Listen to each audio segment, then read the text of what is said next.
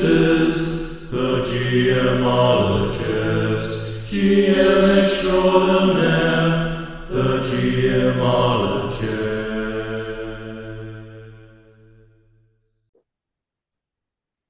Hello, everyone, and welcome to the Geomologist Presents. I have a special guest with me today, and that is Steve Grodzicki. Did I pronounce that correct? Yeah, Grodzicki Grodzicki, usually. Yeah, Grodzicki. I don't know yep. why I threw the W in. Steve Grodzicki. He is, I guess, the lead creator in Pickpocket Press, and has a recent product out, Tales of Argosa, as you can see here, which I did an unboxing of recently, and he has generously given his time to come and talk about gaming and, of course, Tales of Argosa, or LFG, low fantasy gaming. I guess that's what it was called before. Or if you play MMOs, looking for group, that's what I would give. I give like the guy who brought me into this is Jason Hobbs. So, but before I get into that, how are you doing today, Steve? It looks like Yeah, really things well. taken off. The thing's taken off right now. It seems to be well received so far. Yeah, thank you so much for having me on, Carl. Good to meet you. Yeah, good to meet you. Yeah, Yeah. I've corresponded Uh, with you on Discord, and we know each other through Jason Hobbs of Hobbs and Friends. And he's the one who introduced me to low fantasy gaming and Tales of Argosa. I played online and I played in person, like at some of the conventions we go to. So it's yeah, really that's good. It's really, mad. really amazing. So Yeah, that's so cool. Yeah, yeah, Hobbs is awesome. yeah. He's been playing LFG and Tales of Argosia and so on for a long time. I think he's easily the person who's playing it the most or running games the most. Oh wow, that's Certainly pretty amazing. online. Yeah, Yeah, yeah, yeah. It's crazy. So I owe him a great debt to be honest. yeah. But we And definitely, with the interest that it seemed to get, at least because the book came out and I've been seeing it on the Discord, and that's kind of why I wanted to do the unboxing. Because I'm like, oh man, I have it in my box, but I haven't opened it yet. But everyone was kind of showing, and especially, um, I guess we could get into it at some point. But a lot of comments were like, wow, the layout is so clean, it's very nice.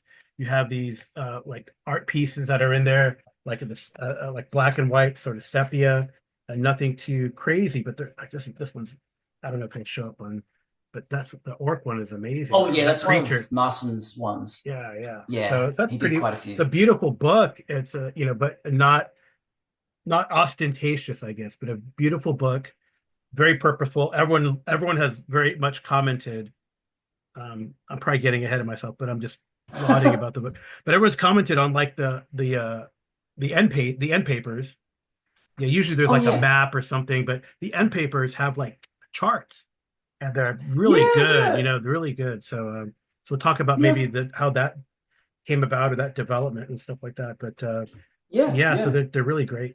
So I guess before we get into the new cool product that you've developed, let's talk about, because I've only met you through correspondence and Discord. What's your origin story? How'd you get into the hobby? And I think eventually, hopefully, you'll get to, like, we're all fans, right? So it's like if we make a sports analogy, we're all fans and we watch and we play, maybe amateurishly, but you became a player. You're a player now. You're a creator. So how does that work? What's the transition? How did you uh, start? So you're, yeah, yeah. yeah, yeah. Well, the start was I started out with I guess choose your own adventure books and fighting fantasy books. Oh, Do you know cool. Yeah, the fighting fantasy? Yeah, yeah, I know what they yep, are. I've yep. never, but I hear, I mean, a lot of Oh, people. So I remember Choose Your Own Adventure, but those were like just the little paperbacks. But yeah, these fighting fantasy, right? I've just heard wonderful tales about them, but not really in the US, mainly from people in England, Europe, and I guess yeah. Right. Maybe they weren't. Australia, New Zealand. So Yeah, maybe they weren't that big in the US, but for me, I didn't read much at all. And around third grade, fourth grade, I discovered the Choose Your Own Adventure books in the school library. hmm. Cool. Started reading because you got all these choices. And then one of my mates actually at school in about fourth grade got a fighting fantasy book. And I think it was Forest of Doom, which has this amazing cover Hmm. of a spooky forest and this lizard creature like transforming um, into this beastie thing. And he was like, oh, that's cool. And it's got dice, and you make a character and you've got a sword and all this stuff. And it just really clicked for me. Mhm. And so then I was borrowing it was a bit of a thing with my group of friends where everyone was buying them. And anyway, I came home with one that I borrowed, and my dad was like, "Oh, Stephen's reading. What the hell's going on here?" And as soon as Dad found out that I was reading, he went and bought like 10 of them and went, "Boom, here you go." And I was like, Wow, "Yes." yeah. And I was into it. And so I really have, that's right. My the whole reading and writing, really, because it all goes together. The more you read, the better the writer you are. It all stemmed from that, frankly. Yeah, fourth grade, really fighting fantasy kicked it off. And then from there, by the time we hit high school, year 7 over here, there was one of my mates got the red box, BX red box, and or basic red box, isn't it? Oh, the And basic then one. That was the, is that which, is that with the, the that's the yeah, the easy? classic, like the warrior and the dragon on the Oh, the that's cover. the Menser, right? Yeah, I Right. think so. I think so. Yeah. Yeah. So he had that, and then okay, that was it. It was like we're into this. There was Dragon Warriors at the same time, which was a paperback. I forget how many books there was then. I don't think there was that many, but it ended up being a 6-book series, and we were. I was playing that a lot with my brothers, actually.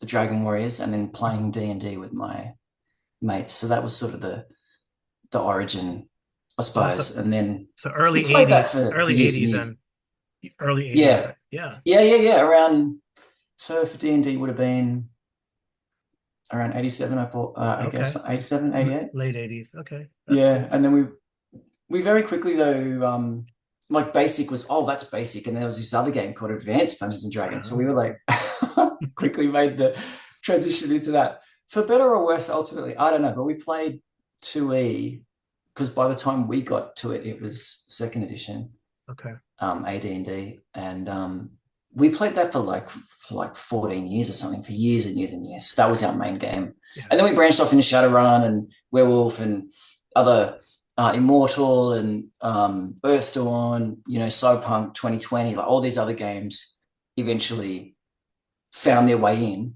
Yeah. And then in terms of the transition to trying to make a game, that all came about because I played every edition. So we played fourth. We actually played fourth for I know a lot of people skip fourth, but we played it for like 3 years. It's fun in its own way, but it's different kind of game. And it lasted anyway, about that long. oh yeah, it probably did. You know what? It probably did. 2008 to 2010 is like when it Yeah, was, and then yeah, oh no, 2010 was the Essential. So no, it lasted about 6 years. Okay. yeah. 2014 Okay. was when fifth edition came out. So right. Right. Well, we were getting a bit sick of fourth, and then Mhm. because in that game, your characters all felt a bit the same by the end of it, just the way that the structure of the powers or the abilities worked. But anyway, we sort of were looking for something more old school. And then 13th Age came out. I Yeah. don't know if you've seen Hmm. that, but that's Yeah, an it's kind of like a awesome, fourth edition. awesome Yeah, it's a game. fourth edition kind of engine in a It's way. it's a mix of it. Yeah, there's a bit of fourth edition style abilities in there, but there's just all this other cool stuff. And that was part of it. That was a big inspiration on going and making low fantasy gaming, which then of course became Tales of Argosa or LFG 2E.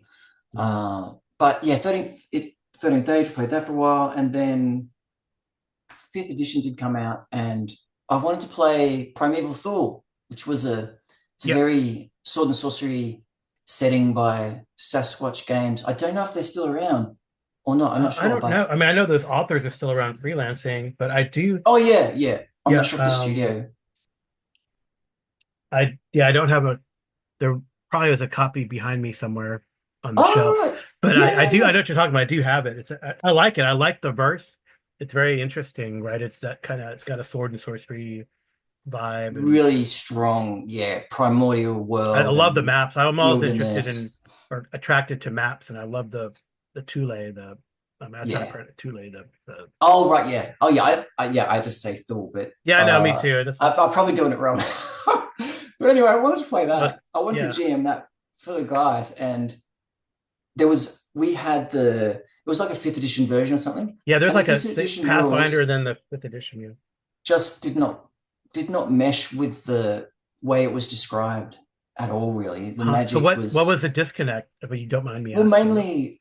mainly the lack of deadliness, and also the way that magic in D&D is very predictable and safe and always works subject to saving throws.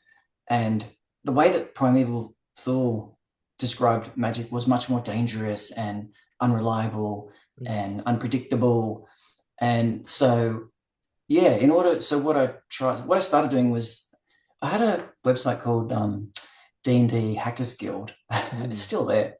And you could actually go back there and see. I just started making all these 5e the link still conversions. active? We can link in the show notes. It's still there, I think. Put the link in the show. I'll check it out. D&D. Oh, right, yeah. But I just started making all these conversions of D&D. So I want to take some of the magic out of the game for a start, because the Primeval Thule magic was rare, right? Not everybody had it.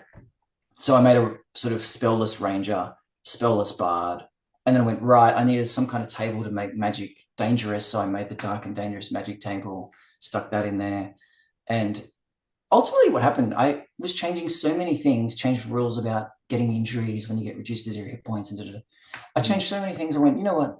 I might as well just make a whole new, I might as well make this a separate little game of its own. And so that's how Low Fantasy Gaming came about, because there was the OGL then, of course, very generous license. Yeah. I mean, OGL's still around, but we've sort of moved away. We've moved away from that after the OGL fiasco. Yeah, last years ago. About a year ago, right? About a year ago. Yeah, maybe. Yeah, I think it might be a bit longer than that. But anyway, once that happened, and I think a lot of the indie guys moved away from 2 years ago, I think. OGL at that stage. Yeah. Okay. Yeah. So that's basically how it came about. And then very luckily, I think there was enough people looking for some kind of similar Aloha Magic game that the free PDF version of Low Fantasy Gaming sort of got out there into the wilderness. Yeah. And started popping up, in occasional forums and things. And so by the time I rolled around to do a Kickstarter to give it sort of some different art and expand on it and all that, there was enough people who were looking for it that was able to be made. And then we sort of just tried the first one, tried to sort of keep it going. And sometimes these things work and sometimes they don't, because we did Low Fantasy Gaming Companion a little bit later, just extra rules and a few other bits and pieces. And then we did Low Life 2090, which is like a Shadowrun / cyberpunk mashup thing. But then I tried to do a board game called Old Mage, where you run around and sort of a cross between Talisman and Hero Quest. Well, that's what I thought it was. But that did not get made because I just couldn't find the audience for it. Although I love the idea of it and threw all this money into it, it just didn't get there. And then it's not time for that. And anyway, doubled down on my efforts with RPGs, and Tales of Argosa was born. Yeah. So what is the big? Well, I guess maybe for our listeners who have not had the it's not privilege really, but what is it? Have not had the fun and excitement or the luck of playing Tales of Argosa or Low Fantasy Gaming. What's like the elevator pitch? You're in the elevator with a bunch of probably 5e players, because that's usually what you see, and they look at the cover of your book and, oh man, that's pretty cool. You got this giant worm or snake attacking people. What's this game about? Why should I play it? Should I sign up for your game? Yeah, you should. I would say, it's a sword and sorcery inspired game. It's much deadlier, much more dangerous game than 5e. If I'm going to compare it to 5e, is what the elevator guys know. Yeah. It's much more dangerous. Magic's rarer, but it's powerful, and it's also unpredictable. And you can get, can corrupt you and give you mutations and summon monsters from, other dimensions if you do it wrong. And this focus is on. It's got a much narrower focus on just the player characters at hand and their personal stories and their objectives and challenges. It's not, you're not saving the world. You're not doing any of these very high level things that you end up doing in sort of 5th edition. It's much more focused on personal stories like Conan or Farford Grey Mouser and, those sorts of individual stories. Yeah, that's how I try and sell it to them. And then That's cool. Yeah, that's good. Did you ever familiar with the game called Riddle of Steel? I don't know if you. I know it. I know Yeah. it. I haven't No, actually played it, but I know it. Yeah, so I mean that kind of caught my attention when you said personal stories, right? Because much like the kind of motivations and stuff that you have, would have that sort of thing Riddle of Steel is kind of that's how the game was in a way based. You had every player had an agenda, and then they would actually gain experience or be rewarded milestones for following that agenda, right? Right. Right. So, and that was to me one of the best. I used Riddle of Steel for a game in Harnworld. Oh yeah, I know Harnworld. Yeah. Yeah. Oh, good. We could talk about that too. Right, because his system agnostic would anyway. I'm getting ahead of myself again, but Riddle of Steel was amazing because I didn't really have anything like adventure path planned or adventures that I was running. It was kind of like these are the motivations your players came up with. They found a few ideas here and there, when they read through some of let's say if this guy was from this country, this is some of the stuff that's going on, and this is what you rolled up, and hey, does this work? And he's like, oh, that sounds great. And then they just go and run with it, and they develop an agenda. So we had like a sorcerer, a legionnaire, a thief, like in the guild, and a barbarian, right? And they like for someone from the barbarian tribes, right? So I say It's a good barbarian. mix. Yeah, and the adventures just went like in such cool directions, I love that. I love that idea. I mean, I really like that idea where you've got a built-in motivation from the start or a little goal to pursue. And there's a few games that do that these days, like Beyond the Wall, I'm sure has something like that when you create your character and you create this sort of little bit of the village. Right? The group and has, you've got they've got their sort of connections and some kind of objective already, the individual guys. And who else does that? Pendragon, I think, might have. I forget now. Does it have something like that? Well, Pendragon is more like based on the family and your legacy, but there's definitely goals in mind with that. Yeah. But I feel like Warhammer Fantasy had a very like for the group, there's like short-term and long-term goals for the individual and the group. That's like the very like low-level basic type thing. Yep. But I think what's great, it's like the term Hob uses a lot, emergent, right? Did my best emergent, right? It's emergent play because you're like, let's see what the players want to do, and I think that's something I did because I have had I've had played. So something I really have liked is sort of the stunts. You see, combat. I feel like I like a game where you can make meaningful decisions and they have an outcome, right? So like this, I love the stunts in combat that you have put into it makes it makes combat more than just a roll hit, right? Yeah. Oh, definitely the exploits, the minor exploits and the major exploits, I think, are a major part of the fun, and also the actual gameplay, because you do have to make decisions. There is a risk to them in the sense that if you don't manage to do it, you can't try again. That you can't do any more minor exploits at combat, so you've got to sort of pick your time. And of course, the major exploits where you're cutting off limbs or whatever costs a point of luck, and luck is extremely precious. And then the rescue.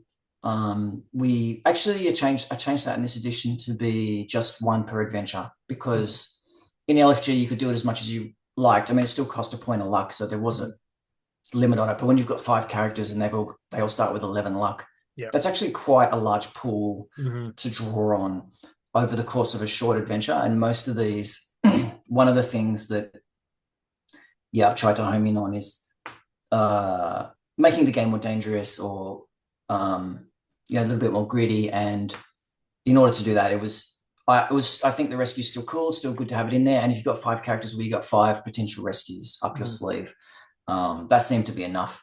But yeah, of course, those exploits were inspired by, naturally, Dungeon Crawl Classics and its Mighty Deed Yeah, sorry, I mighty used the wrong deed of terminology. Mighty deed Deeds. of arms. Yeah, Yeah, stunts. yeah. I feel like stunts is from something too, though. But That's from I think Fantasy Age, which is also has a very awesome yeah, system where yeah, you roll Fantasy the Age. 3d6, Right, and right. if the colored die gets a 6 or something, you get a Yeah, stunt. I yeah, love that too. yeah, Just to yeah. I break like the up the exploit. flow of That's neat. things. I like the Yeah, resource management too, because again, it's like, do I push my luck now or do I save it for later? And I guess like in yeah, a convention game, of course, is different than like a ongoing series of yeah, adventures, right? But like in a convention game, it's right. Like I'm sure you've been in a DCC game where, all right, mage burn. Now I got 3 yeah. Oh, strength because I don't care, right? mages Yeah, get crazy in yeah, yeah, DCC, and especially in one shots like that. yeah. But Uh, and you get the same issue in Toa, I suppose, where you got luck to burn and yeah, it's a one-off session. Yeah, you don't have to worry too much. yeah. Oh, not as That's the much. fun of it though. But in an ongoing, Yeah. like multiple session adventure, you kind of really do. It Oh yeah, definitely for is sure. becomes about, and I kind of like that. I like that sort of resource management. I know some people don't care for it, and I know it is sometimes hard in a convention game. I know, say like a survival game like Twilight 2000, where you got to keep track of rations and food and fuel and ammo. And people go, "Oh, I don't want to do that. Just give Yeah, me, yeah. just give me usage dice." Yeah. Oh yeah, that's right. I mean, sometimes you prefer just a real simple way of managing those things where you don't have to think too much, and then other times it's half the game. Like when you're playing Shadowrun, it's really important. What equipment are you taking with you? Mhm. What's the plan? Who's got the jammers? Who's got the grapple gun? Like all this stuff. Um, yeah, so just personal preference, of course. Yeah, that's great. Yeah, so you think so so Tales of Argosa, I know you mentioned somewhere either on the blog or somewhere, probably one of your on your blog on the Pickpocket Press site, that there's something else coming down, I guess Argosa, like we're gonna define what Argosa is, right, at some point. Right. Yeah, Yeah, yeah. so The that's coming. But before you talk about that, because that'd be cool if you can, if you'd like to. Um, if this were just a rule set uh, detached from Argosa, do you think you could use it in Primeval Tule or oh, Harn, for definitely. example? Oh, I think absolutely it would fit that world really well. I mean, there's Which some. one? Tule? Both? You think? Or Well, I think, yeah, certainly, certainly Primeval Thule. I think it would fit that world very well. And what was the okay, other one you good. mentioned? Harnworld. Oh, Han. Yeah, it would fit that as well. Except I think, well, I mean, The the magic school magic thing. is a Yeah, bit weird. Yeah, I yeah. think you'd have to either. I think you would probably eliminate the dark and dangerous magic rule. You'd probably just get rid of it and Hmm. instead just have Well, you still got the to, and spellcasting check. I feel like I had this discussion with somebody recently when we are talking about magic and game systems. I think like D&D is the only one you really don't have to roll to see if your magic goes off, right? Yeah. Because like, well, I mean, D&D variants like DCC, obviously, and this one, Tales of Argosa as well. But like most other games, even if you find a spell in Call of Cthulhu, you got to roll to see if it works. Like Warhammer Mm-hmm. Fantasy, and then there's Warhammer Fantasy, Warhammer 40K. You got to roll to see if it goes off, and bad things can happen, right? So I Yeah, think it's I think you're so probably right most about games are that. like that, where Yeah. so it's really so I guess that's the I think the discussion was, well, how come people complain a lot that in not necessarily in this game, but in other games that I've heard where, oh well, magic should just be a sure thing. It's math, right? But you got the element of chaos is kind of fun. I mean, that's kind of Oh, to me that's from the literature, right? I mean, yeah, totally. going to right Yeah, I think so. Roger It's Zelazny, Farfad and the Gray Mouser, right? The yeah, chaos is magic is chaos, right? So absolutely. I think that's the fun of the magic. If the magic's too predictable and certain, it's just another form of technology, right? It's just like having a gun or having a grenade or whatever. mhm. Um, it's very, I don't know. For me, yeah, it's much more fun when there's that chaos factor. Yeah, where Yeah, something can go horribly wrong. yeah. Some of the most fun moments in the gaming has been when stuff's gone horribly wrong with the magic. They summon some horrible creature, but it just causes the whole bad battle at the time to just everyone flees, everyone runs for it, Yeah, just run. completely different dynamic gets brought in. But yeah, I think for me, it's much more I do enjoy it much more when your Magic could go really well, could go poorly, could go in between, rather than sort of much more certain And is that always outcomes. the case, or like if you get higher levels, it's become more predictable? I mean, I don't. You do get a little bit better. So one of the things we did change actually was in LFG, it was a D20 roll, and the chance of a dark and dangerous magic effect was 1 in 20. But each time you cast or used a magic item, it kept going up. So it goes to 2, to 3, to 4, to 5, until you trigger it, and then it goes back down to 1. But in Toa, because I'm focusing on the shorter adventures and so on, I've changed it to a D8. You only start with a D8 and you roll that. So there's a much smaller band before you're going to trigger something. And then when you get to 4th level, I think it becomes a D10, then becomes a D12. Okay, that's good. Yeah, by the time you're 7th, it's a D12. Yeah, so as a Magic user, you do get better at controlling it. And also, I think at 5th level, the Magic user can start to use they get the Staff of Power or something anyway, and they can use their reroll pool to reroll. I don't think to trigger it, but to whatever the result is, you can re-roll it. So you might get something not so awful. But yeah, so you do get a bit better at controlling it as you go up. Okay. Yeah, that's cool. Yeah. All right. So then what's down the pipeline for Toa, as you call it, Tales of Argosa? Yeah. At the moment I am, because we went with a offset print book this time, through the Kickstarter anyway, I now have all these wonderful options open to me, or we do, in terms of making other things. Because with print on demand, you've got a very limited number of things that you can make, or at least through Drive-Thru RPG, you can basically only make books and cards. But now that we've learned how to use the Affinity Suite, and which all sort of came about actually as a result of trying to make the board game. Interesting. But because we've got these proper publishing programs now, and we've got a proper printer, they can do, GM screens, they can do boxes, they can do maps, like poster-size maps. We've got dice. We know how to do the dice now with Q Workshop. Got cards, obviously. So what I'm currently in progress is a box, what I hope will be a box set, like in the 2E style of Dark Sun and Planescape and all that. That sounds fascinating. For the I love those. Yeah, I love that stuff. I had so many of those. I think I nearly got them all when I was younger. Yeah, I really enjoyed. If I didn't, my friends and I, between us, we I think had all of them. Yeah, I have like a whole stack, like above the shelf. There's a whole stack. Oh yeah, you still got them. Yeah, I still got a bunch. I have. Well, I can look, if I look at my shelf, I can see like all my Al-Qadim stuff. Right. Yeah, all in little boxes, and the big box for the main world, and then the big city, right? Yeah. So awesome. And I think it's sort of coming back, in a way. Well, Dungeon Crawl Classics has had a couple boxes, or Goodman has had, but then the Twilight 2000 stuff, the stuff from Free League, the new edition, they have like a box for the main set. Urban Operations is a box, and that's kind of like Free City or Krakow. Oh, right. And then they have a box for Black Madonna, and then for so there are some little boxes, and they have like 3 or 4 little books, and other than the starter sets is something different. But I still have my old Night Below set somewhere too. So of course. Yeah. So I certainly have Dark Sun. I don't have them anymore. I have the Dark Sun box. I do have the Dark Sun. I did Planescape Darks. Yeah. Well, that was an awesome one. Yeah. The Planescape one was amazing. Yeah. The Spelljammer one, I don't know if I had that one. One of our mates might have got it, but I just love there's multiple books in there. There's the big maps. Yeah, the big maps. And I think these days, and it's funny you say Free League because, frankly,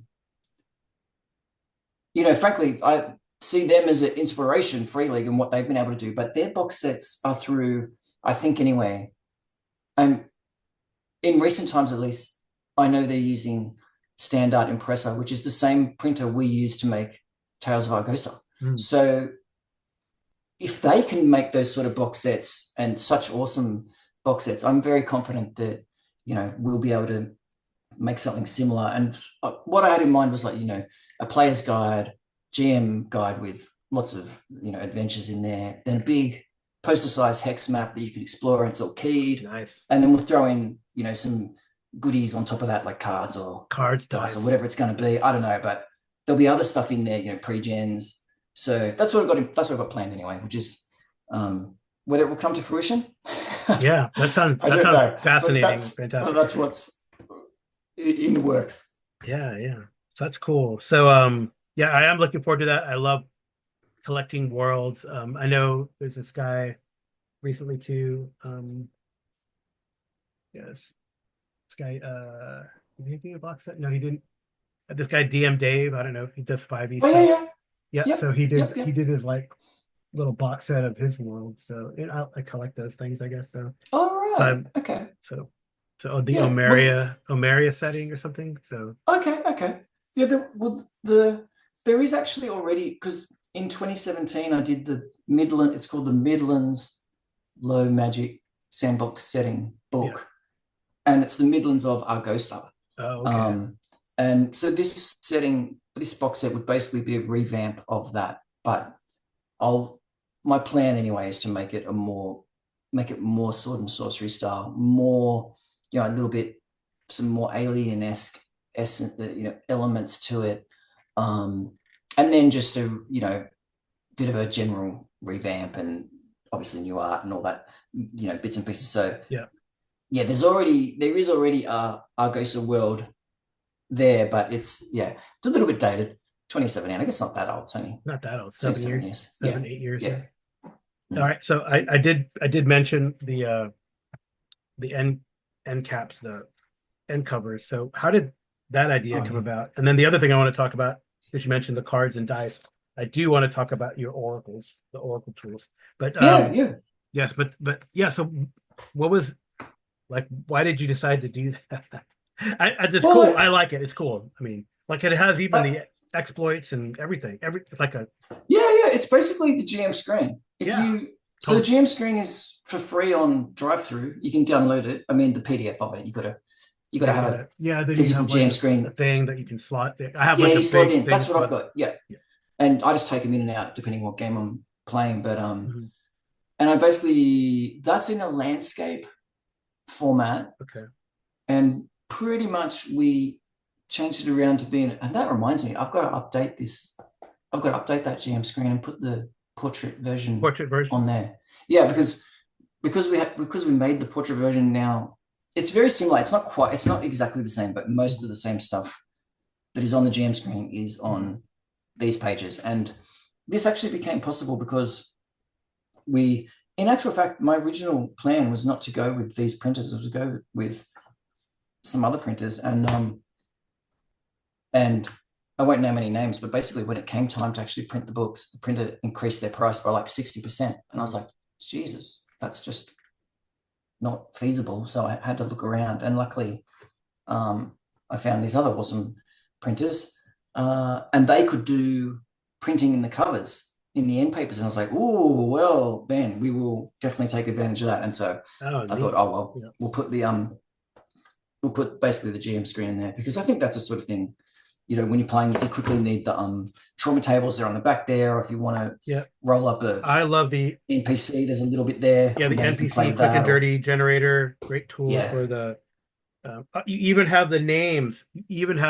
That's the worst thing. Okay, what's the innkeeper's name? I gotta look at my fantasy generator. That's awesome. Just roll the dice. All right, that's great. Great GM tools. Yeah. The GM doesn't break immersion. And goes, if his name is, and then I like the intelligent creatures, like what they're. But it's it's good. I think I like Tales of Argosa and the way it plays, because there's a lot. I can see a lot of things like, oh man, that's kind of takes inspiration from that game, and it's awesome that it's in here, right? So like you've expanded, for example, in looking at the activity for the creatures, like what's the creatures, not just their status, like just the 2d6 die roll from your action table, but okay, well then in that, what are they going to do? Right. So what's their action?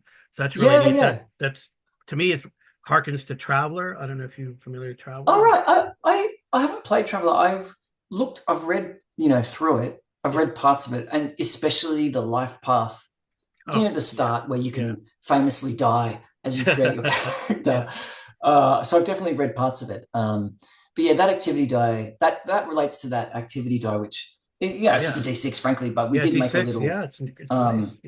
icon thing for it. But so what are they doing? What are they gonna do? It kind of helps to increase immersion, because then you can describe the action of the creature, or you can decide how the creature's gonna attack, or what its modus operandi is, which is really neat. Yeah, then like you said, you have all the trauma tables here on there, and then on the front you have like kind of a lot of helps for combat, all the weapon damage, things for like chases, the skill list, very important skill list on a GM screen. So this, and then you have the great success, terrible failures, and how that goes and stuff like that too. So cool. Just some of the hopefully practical rules or shortened versions of tables to hopefully save the GM time. You can quickly just go to the cover rather than trying to find it in the. Although, you know what, I end up putting sticky notes in all my rule books anyway, for combat and magic and all that. So I end up doing it that way. But I think they could still save some time. You have like guns in this game. Yes, that's under the naval combat. I know. Because I thought, So I guess you're going away from the sword and sorcery, or well, that's one aspect I was going to talk about briefly, is that I have included some things in there that are sort of beyond the usual scope of sword and sorcery. So technically, I would say it's a sword and sorcery inspired emergent play adventure game. But what I usually have done in there is said, oh, look, and for example, also you've got the artificer, who's like the class that is like the tinkerer inventor, who can have a gun or who can have a chain sword, basically. But so with those kinds of things, I have generally put a little and also the races. I mean, because I have put in there, humans are the default, but your GM might allow other races, and then there's elves, dwarves, halflings, half-spawn.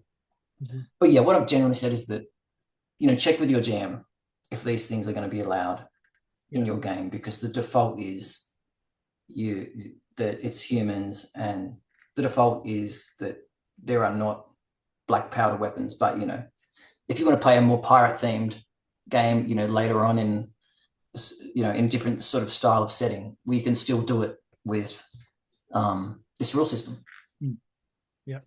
That's cool. So there's that, and then so I was going to talk about the Oracle tools, because I was like, wow, we got cards and like a set of almost like a tarot cards, right? And then the dice, the dice with the symbols on them. So I think those are really great, because I did read like the solo rules, your 1-page solo rules. So you could definitely use the Oracle for that. But how would you use that? Like how would you, if you're running this game, how would you use it in play? Like, I mean, I can read it, but it'd be cool to hear. Oh, I mean, it's easy. It's like whenever some situation is happening and you've only got the sort of bare bones of it, like for example, an old school random encounter table, wandering monster table, or random encounter table, whatever. Say you roll up, 2D 20 orcs, you roll it up, it's 20 orcs, and that's the only information you're getting.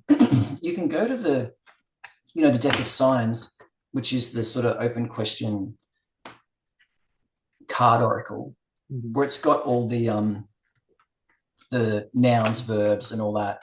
And you basically you could find out more about that situation. Okay, so we've got 20 orcs here. We're in the mountains. Draw 2 cards from your deck and see what it all means. So you could get your cards out, draw 2 cards. I don't know if this will come up. You can show them. You can show them. Yeah. Oh, so okay. I need to have a look first. Dragons. Okay. Oh yeah. Yeah, So you've very got some nice. orcs in this in the mountains, and you want to know more about them, and you can go, okay, well, we've got searching up here, so maybe these orcs are searching for something.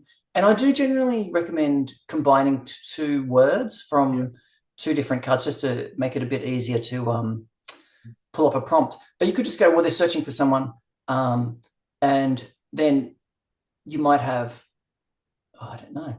Well, this one is all about romance and stuff, really, or relationships. So maybe, the orc chieftain's wife or one of his wives or whatever is missing, Yeah. and they're searching for her. And so there you go. Straight away, just by pulling these cards, you've got this little story Yeah. for these What's orcs their, who what are they are in the doing? mountains. Yeah, yeah. And then you can roll roll your normal reaction die, roll the activity die if you want, if you come across, if you want to know more about what they're doing at this exact moment.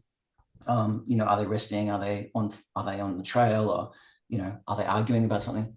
Yeah. But yeah, that's basically how it works. And I've done a few little solo videos where I've used the cards and the dice and stuff. Yeah. And that's mainly where I think they're helpful. Yeah, That'd if be you're kind with of a fun, group like in there. play too, like because you're doing a exploration, you roll randomly, like you said. Oh, man, so why are they here? They're Yeah, random, I know, but and they don't have to be. But it really helps with like because players will ask like, this is kind of so what's going on? What are they here? What and then at the end, like what do they have? And actually, that could probably inform like any yeah, clues or what they had, and then of course it could lead to the proverbial side quest, right? So well, yeah, this seems yeah, more interesting. absolutely. Why is this like what is this orc chieftain? Who's missing or what's going on? And that's interesting. Yeah, yeah, yeah. No, So, that's exactly how it tends to pan out. yeah, Sometimes you draw cards and you're like, oh, can't make this work. but generally speaking, you can get something I useful could out of see it. that how that could be fun for like also random adventure generation, Mm. right? So like what are these players are going through this hex? There's really nothing there. Let's kind of come up with a little adventure. Who's there, Yeah, your totally, encounter, totally. what are they there for, right? So that's kind of Yeah, neat. we've got speaking of random adventures, there's a random dungeon generator in the book. So I think there's in the solo section, you've got those couple of pages of a lone wolf character and so on, and playing published adventures, Yeah. and then the next 4 pages are a dungeon generator, and those tables include some reference to using the dice and using the cards. Oh, okay, cool. Yep. So it all sort of builds on, and of course other tables in the book. So it all sort of builds on.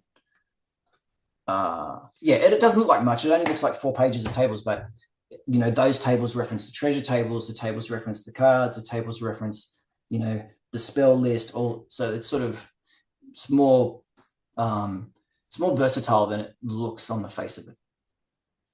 Yeah, and you had like several of these what you're calling the Argosa adventures. There's like you have a term for them. Oh yeah, yep. Just recently, um, I've But started with this new format.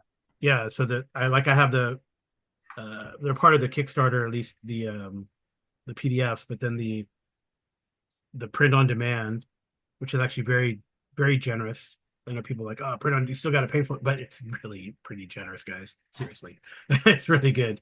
So anyway, so like I have the Crypt of Kursaba and the Caverns of Shinog, and I have the Bell ones coming soon. Right. Yeah, but so are these are set in Argosa somewhere? We're gonna have like a locate because it's kind of generic, right? In a way.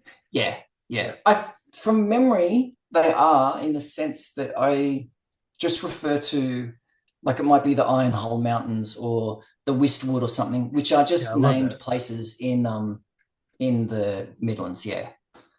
So they are technically set there, but obviously you could put them Yeah. in any setting Place anywhere in as long as forest you. terrain, someplace Yeah, easily yeah, accessed. Yeah, that's cool. Yeah, yeah, yeah. that's good. No, that's really good. 'Cause I really appreciate it. This kind of goes back to like an old school sensibility, where the play comes from the adventures, and you don't have like the world book yet. But then and of course you could put it anywhere. But then if you're playing in the Midlands and like this is where you're starting and kind of grow, the world grows through the adventures. I've always liked that approach. Yeah, yeah, yeah, Yeah, yeah, and yeah, for sure. that's why I really enjoyed Greyhawk a lot. When I was growing up, for example, or even the Known Worlds, because it was all told. I mean, you just had a map in the book, right? In the basic book. And then I didn't see much. I have to say, I didn't end up in all my years of playing. I haven't had much to do with Greyhawk. I did buy. huh. It was called The Ashes of Greyhawk or something. It was Yeah, like yeah. It was after like some after the massive wars war. and stuff. Yeah, after Yeah, the yeah. I got that box set, and there was like, there was like Ios or something. There was some yeah. demon guy. There was some main evil guy. Mhm. And then there was all these different factions and so on. And it did seem very awesome, but I never actually got to play it. I Yeah. mean, I know about it. It's You also obviously did your I homebrew know a lot stuff, more or you now, played it? but You do your homebrew, or did you do? oh, we were mostly doing Forgotten Realms, I have to Okay. say, Yeah. or Forgotten Realms, Dark Sun, Planescape, and we played a little bit of Spelljammer as well. Yeah. Those were the main worlds we were in. Yeah, so we actually didn't do a lot of home brewing. I mean, we did muck around with our own stuff, bits and pieces, but a lot of it was drawn from the source books. Yeah. Yeah, I think it's just really neat that early on, when they had these AD&D and basic modules, it's kind of like I'm sure they had an idea what the world looked like, but maybe they didn't. But then the kind of world grew from those Yeah. adventures, right? So I thought that was pretty neat. So Yeah, yeah. The first adventure I ever got was Secret of Bone Hill, I think it was called. oh Had wow, this blue yeah, cover. the And Leonore that was Islands it says. Yeah, where's that? that was an amazing. I remember reading through it going, this is so awesome. There's so much detail in here. All the characters have names. They got their stats. They got their little magic items and stuff. I was blown away. I was Yeah, blown away. And it was a really cool, you could just wander around, do whatever you want. There's obviously all these hooks and things to explore, but there was no, from memory anyway, there was no like plot quest hitting you over the head. You just did what you wanted to do. yeah, yeah. I mean, it's Yeah. like an adventure site almost. Yeah. And I Yeah. kind of like how they did that. How Cubicle first 7 did that first with One Ring, and now Free League with their One Ring products. That it's Right, just right. these are just locate. They have some adventures, but really you could just explore the map that they give you and go to these locations and Yeah. sites and stuff. So I like I that. love that. I love that too. That is a big inspiration there. Forbidden Lands Yeah, box set, which I've got. yeah, That's an amazing system and hmm just everything. I love that. hmm Dragonbane, I also love. That's a different hmm style of yeah, game. I yeah, prefer I prefer the adventures in Forbidden Lands, but Dragonbane is also really nice. yeah. And then I most recently got their Moria book. Um, Oh, the One Ring. the That's One so Ring. I don't good. have the One Ring system. I just played it with Tales of Argosa, actually. Oh, there you go. Yeah, That's and cool. it worked. It worked very well. Oh, there you But go. the but yeah, because I really Moria is my favorite part of the books and hmm the movies. Yeah. And I just couldn't resist. It cost a fortune to send it to me in Mhm. Australia. Um, Oh, but it that's was a totally worth it. There's so many amazing maps and just mhm. so much in that book. Yeah, that's really neat. Yeah, I went all in on that, and I got the big cloth maps and everything. Oh yeah, okay. Yeah, Oh yeah, yeah. That would have been impressive. yeah, Even the fold out map is awesome. The yeah. big poster sort of So size map cool. looks Yeah, really nice too. Yeah, yeah. It's really they good. did a I mean, great like job. I also have the Merp. I don't know how I got it, but I have had it for a long time. Is the Merp version of Moria, and it has all the maps Okay. too. So it's a good Oh companion. right.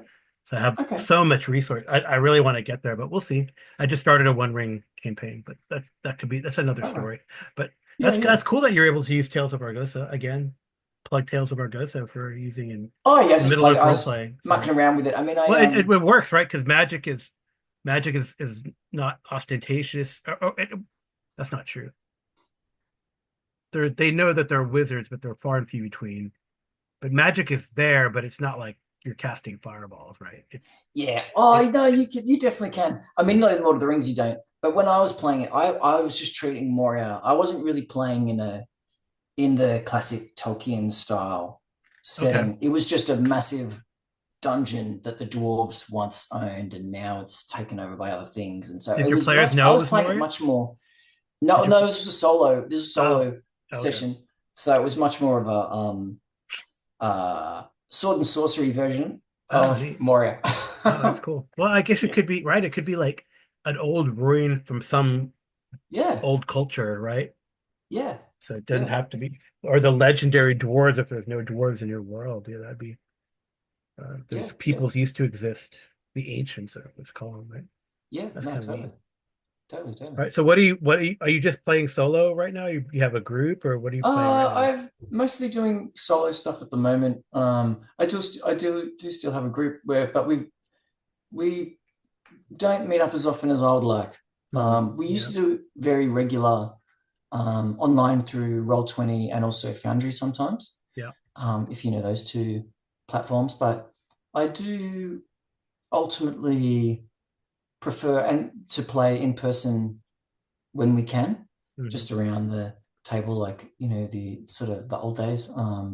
Because because the social aspect is a big part of it. And I think it's just easier. This is better, better I think when you got everybody there and you're having a few drinks and whatever. The table talk will drift off in all different directions. So it's a bit of a catch up for everybody as well. But on the other hand, though, I mean, the Roll20 and all that are also perfectly fun, and you can be very regular about it, I suppose. And it's very convenient because and then everyone just sits down and 2 hours and you get something done, and then and you can play with people all over the world. I think that's been great for me. Of course. Like on Kevin's channel, and then there's other people I've played with who have been in Korea, Japan, Australia, New Zealand. So it's cool, right? It's cool. So the only thing that would, and I don't know if this is something that can be done with microphones, is I was gonna say another one, another exotic location that's not Britain or Europe. Those are the most. Uruguay. I have a friend of mine who. Uruguay. So he's in. That's mad. It's so good. And that's a major advantage of it. And other stuff like you can put ambient music on, and you can do the fog of war. Like there's definite advantages to playing online. The only thing that I find though is that it's because, and maybe this is Australia thing with the connection because most people who are playing tend to be UK, US, whatever. Anyway, in the other half of the world. So there's always a bit of a lag with when I'm trying to play online with guys in those other countries, and you get that weird when you're talking together in a room, people can sort of talk at the same time and it's not necessarily a problem. But when you're online and people talk at the same time, and because of the lag, it gets weird. And anyway, there's that little bit of awkwardness just that there has. And I don't know if that's something that might be able to be fixed with better microphones or something to do with the connection, or you have more channels, like audio channels or something. I don't know. I'm not a tech person, but anyway, that's the only thing that makes me go, well, I appreciate that you've done like stuff on multiple platforms as well. So BTT platforms. So I've seen some stuff for Roll20, for Foundry as well. So that's good. Oh yeah. And Albert Radio. I've played that on there as well. That's also very awesome. Well, that's getting much more technical now. It used to be a pretty simple platform, which I really loved because I'm so so not very technically literate with all the computer stuff. But anyway, they're leaning more into adding complexity, but I think you can sort of take it or leave it as you want. Yeah. Well, cool. Well, that's great. Yeah. I know you have like the character sheet and stuff, and you have like the way to play, but you're not going to put any like modules or anything, or like I don't know. I'm not sure. So I don't know how that works, truth be told. Yeah, me either. I don't really know either. I do know you certainly can do it. There's all sorts of modules out there where they're made for ready for Roll20, ready for Foundry and all that. I feel like I don't know how much work they are to do, and I'm more at the moment anyway, very much focused on trying to get the box set in an awesome state, sort of ready to go towards the end of 2025. And I've also got this other side project at the moment with with Will from Menagerie Press. We're doing a Shadow Dark adventure anthology. It's basically my adventure framework collection #1. Will's converting it to Shadow Dark. Yeah. And then I'm going to update that. I'm in the middle of updating the art and doing a final editing pass and all that. But it's just going to be like kind of a bit of a side project to get that out. So just, and then I've got this other bits and pieces going on with. Anyway, but I just basically, I don't have time. I don't feel like I don't have time to try and convert the modules to Roll20 and Well, maybe someone Foundry and all that. will But, approach you, you know, and say, "Hey, I'd oh like yeah, to yeah. Certainly open to anything convert like it." that. And, Yeah. that'd be kind of cool. Yeah. Yeah, Yeah. it's great. Well, I don't know. I think we've covered everything. You really Yeah. gave All me a right. All lot. right. I really feel uh, special in a way that you kind of shared about the box set from Tales of Argosa, that, or the Midlands, however, yeah, Tales of Argosa. Yeah. Yeah. I mean, that's Yeah. pretty neat. No, well, thank you So for I'm having sure me you on it. talked around about it, but yeah, I think it was great to meet you. Great talking to you. Hopefully, Likewise. when Likewise. I don't. Unfortunately, I mean, I'd love to go visit. I still have friends.